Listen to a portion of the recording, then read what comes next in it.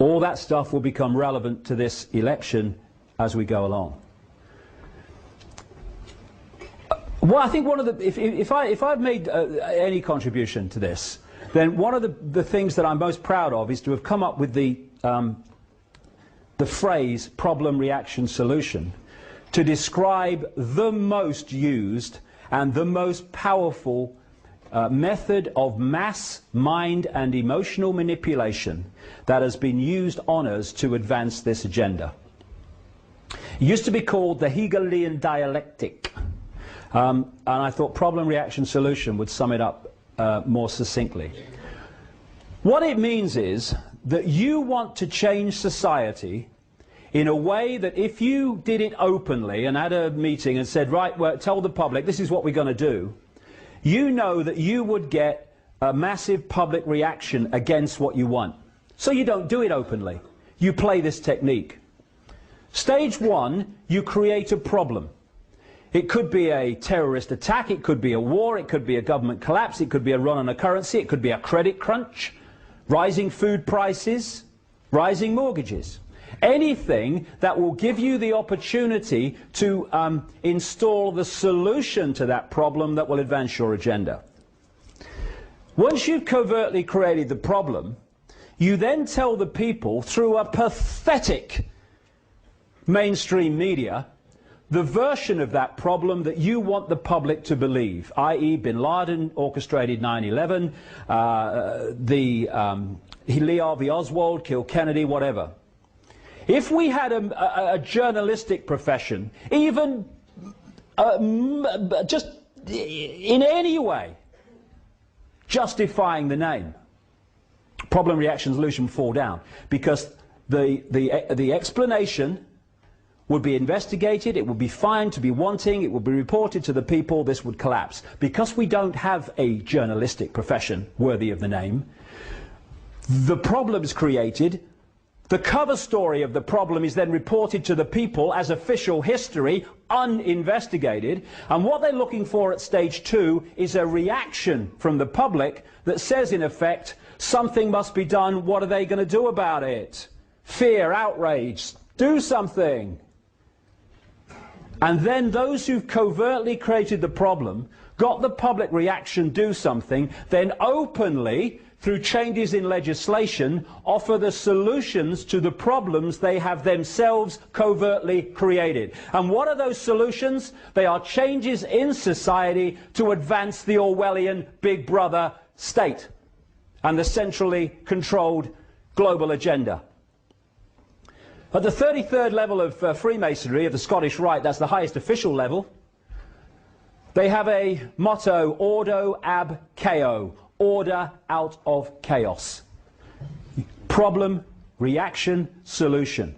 You try manipulating harmony, very difficult. You try manipulating chaos, piece of cake. They want chaos. You see, through problem, reaction, solution, we need to switch our minds a bit here. Because of problem, reaction, solution, they don't want crime figures to come down. Because if they do, they can't offer the solutions to the crime figures, which is more control. They want people knifed in the street.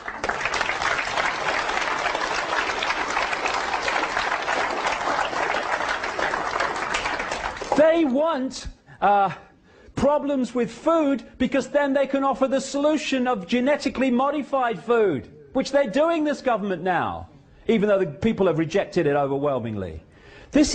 They want the problems. They have to have them or they can't offer the solutions.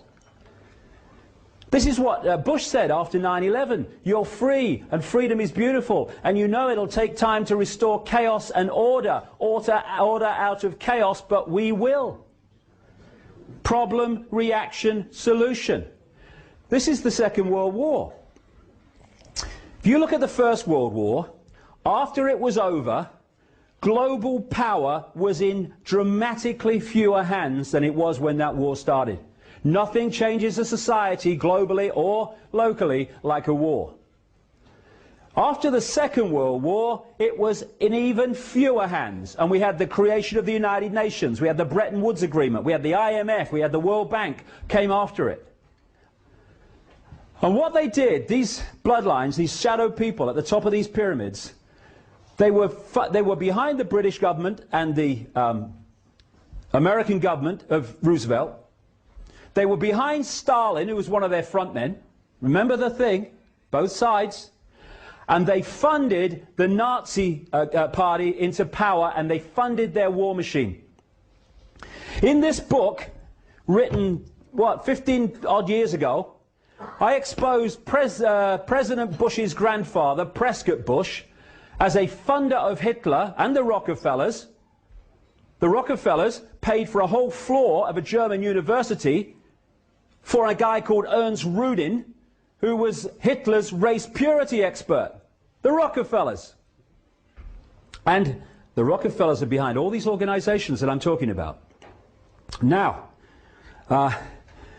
Prescott Bush was a leading figure in an organization called the Union Banking Corporation, which was one of the Harriman operations in America.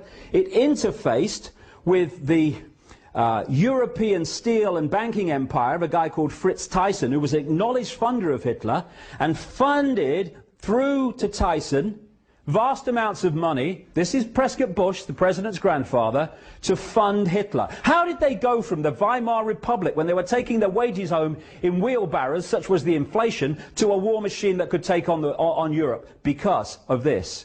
And after I came out with it, a few years passed, and then a guy who's I think he's the president of the Holocaust Museum in Florida, he came out publicly in America and said the Bush family fortune overwhelmingly comes from funding the Nazis, and even the Guardian newspaper, hello, there you are, all right, nice you caught up, in the last year or two has run stories about Prescott Bush funding the Nazis.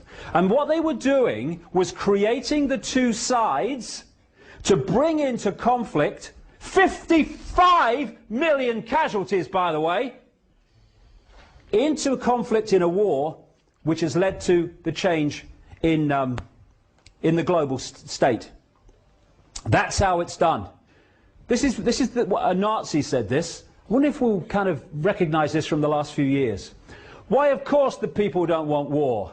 Why should some poor slob on a farm want to risk his life in a war when the best he can get out of it is to come back to his farm in one piece? Naturally, the common people don't want war, neither in Russia, nor in England, nor for that matter in Germany. That is understood.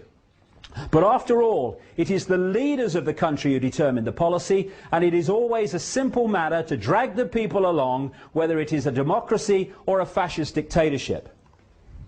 Voice or no voice, the people can always be brought to the bidding of the leaders. That is easy. All you have to do is tell them they are being attacked and denounce the peacemakers for their lack of patriotism and exposing the country to danger. It works the same in any country. Hermann Goering. Abraham Lincoln said, public sentiment is everything. Without public sentiment, nothing can fail. Without it, nothing can succeed. He who molds opinion is greater than he who enacts the laws. And he could say, he who molds opinion can then enact any laws he wants. Problem, reaction, solution. This is Hitler justifying the creation, that's a later one. This is him from Mein Kampf. All propaganda must be so popular on such an intellectual level that even the most stupid of those towards whom it is directed will understand it.